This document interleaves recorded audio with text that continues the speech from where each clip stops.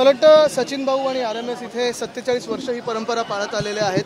August Kranti Maidan इथे जाऊन अभिवादन करणं आणि आज त्यांनी मला निमंत्रित केलं होतं। मी माझं सौभाग्य मानतो की इथे येऊन मला आदरांजली वाहता आली आणि इथून प्रेरणा घेऊन चले जाओ जे तेव्हा सुरू झालं होतं। आज आपण पाहतोय आपल्या देशात अनेक गोष्टी अशा आहेत ज्या बदलण्यासाठी आहेत। मला वाटतं इथून प्रेरणा घेऊन ते काम करणं गरजेचं आणि ते प्रेरणाच घेतलेली आहे। चले जाओचा नारा दिला होता, बरोबर। महाराष्ट्र सरकारला नाही बघा, ती लढाई वेगळी होती। हे महाराष्ट्र सरकार हे महाराष्ट्रद्रोही आहे, देशद्रोही सरकार आहे। दोन्ही लढाईंची तुलना मी करणार नाही, कारण मला वाटतं तुलना करणं देखील त्या लढाईचा अपमान होईल, म्हणून ह्या गद्दारांची तुलना मी तिथे करणार नाही। मुख्यमंत्री आज रस्ते पाहणे एक दौरा करत आहे। चांगलं आहे, त्यांनी अजून म्हणजे ठाण्यातले रस्ते असतील, मुंबईतले रस्ते असतील, जे त्यांनी खोटं बोलून सांगितलेलं आम्हाला हाऊसमध्ये पण खोटं बोलले होते की 2 वर्षात आम्ही खड्डेमुक्त करू। पहिलं म्हणजे कॉन्ट्रॅक्टरमध्ये कुठचे लाडका कॉन्ट्रॅक्टर आहे त्यांचा, त्याची यादी काढावी आणि किती रस्ते झालेत त्याची पण पाहणी करावी। ठाण्यात मेळाव्यापेक्षा कार्यकर्त्यांचा मेळावा आहे, कार्यकर्ता संवाद मेळावा आहे आणि उद्धव साहेब तिथे असणार आहेत। गेले 3 दिवस तुम्ही दिल्लीमध्ये होता, बऱ्याच गाठीभेटी झालेल्या आहेत, काही मुख्यमंत्री पदाचा चेहरा ठरलेला आहे? नाही, गाठीभेटी झाल्या मग सोनियाजींबरोबर असतील, सुनीताजींबरोबर असतील किंवा अनेक गाठीभेटी झाल्या, या सगळ्या नॉन पॉलिटिकल होत्या। काय असतं की कधी कधी अराजकीय चर्चा पण होत असते आणि मला वाटतं ह्या गाठीभेटी एरवी पण होत असतात। त्या मुंबईत येतात तेव्हा आमची इथे गाठभेट होते, तसं दिल्लीला गेलो होतो तेव्हा ती झाली, पत्रकारांबरोबर पण गाठीभेटी झाल्या। एक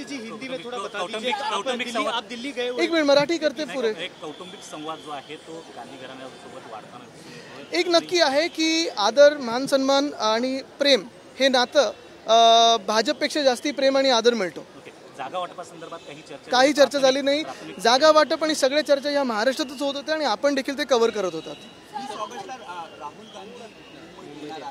मला वाटतं तो कार्यक्रम अजून पूर्ण फायनल व्हायचा आहे, काँग्रेसकडून ती तारीख यायची आहे। मला वाटतं त्यांचा चेहरा कोण आहे ते पहिलं ठरू द्या आणि तो चेहरा महाराष्ट्राला पटणारा आहे का, कारण तो चेहरा गुजरातवरनं चालणारा चेहरा आहे त्यांचा। आदित्य जी, हिंदी में जानना चाहेंगे, आप दिल्ली दौरे पे थे, कहीं ना कहीं सीएम फेस को लेके बात हुई है?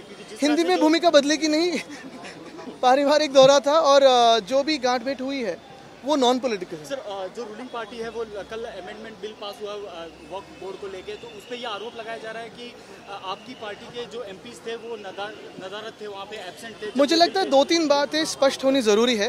कल पास नहीं हुआ, पहले तो ये हमारी इंडिया गठ की मांग थी कि ये जॉइंट पार्लियामेंट्री कमेटी को जाए जो जेपीसी को गया है। अगर आपने देखा होगा तो भाजपा है ऐसा पक्ष, एक ही पक्ष है जो सर्वधर्म समभाव सिर्फ लूटने में मानता है। वक्फ बोर्ड की बारे में आप बात कर रहे हैं, लेकिन केदारनाथ धाम की जो बात होती है, शंकराचार्य जी ने स्वयं कहा है कि वहाँ से लगभग 300 किलो सोना गायब हुआ है, तो भाजपा उस पर जवाब नहीं दे रही है। बांग्लादेश में जो हिंदुओं पर अत्याचार हो रहे हैं, प्रधानमंत्री महोदय उस पर बात कर रहे हैं, होम मिनिस्टर बात कर रहे हैं, जो CAA की बात कर रहे थे, जो आश्रय देने की बात कर रहे थे, आज क्यों चुप है?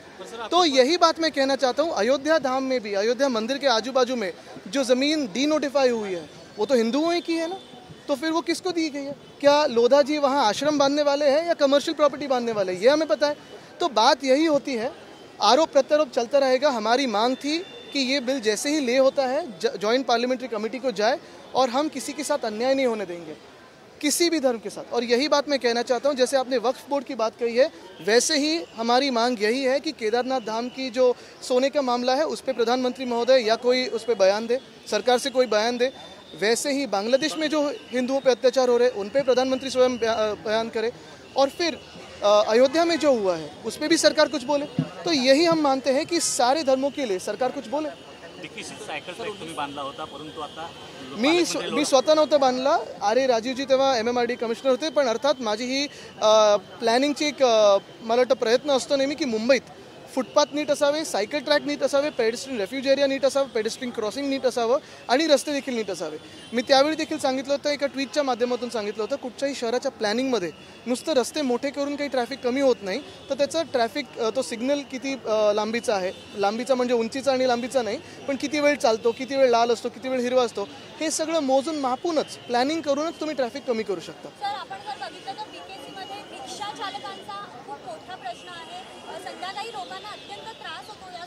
रिक्षा चालकांचा प्रश्न आहे, पण तो प्रश्न ह्यासाठी पण वाढत चाललेला आहे कारण रिक्षाला डिमांड वाढत चाललेली आहे। ह्या मिंदे सरकारनी BST बसचा ताफा कमी केलेला आहे 3,337 कमीत कमी चालवायच्या होत्या, त्या कमी करून मला वाटतं आता 1,500वर आलेल्या आहेत. आणि दुसरी गोष्ट म्हणजे मेट्रो 3 आणि मेट्रो 2 ह्याचे जर आपण बॅरिकेड्स बघाल तर ते वेडेवाकडे लावलेले आहेत आणि त्याच्यामुळे ट्रॅफिक हा वाढत चाललेला आहे. सर 1942 में अंग्रेजों भारत छोड़ो का नारा दिया गया था, आज तुषार गांधी यहाँ से नफरतियों भारत छोड़ो का नारा दे रहे हैं. बिल्कुल, लेकिन वो लड़ाई महान थी. ये जो देशद्रोही हमारे देश में है, जो नफरत फैलाना चाहते हैं, उनकी तुलना किसी के साथ नहीं होती. वो बहुत छोटे लोग हैं, उनको देश की जनता ही निपट लेगी, चुनाव में निपट रही है.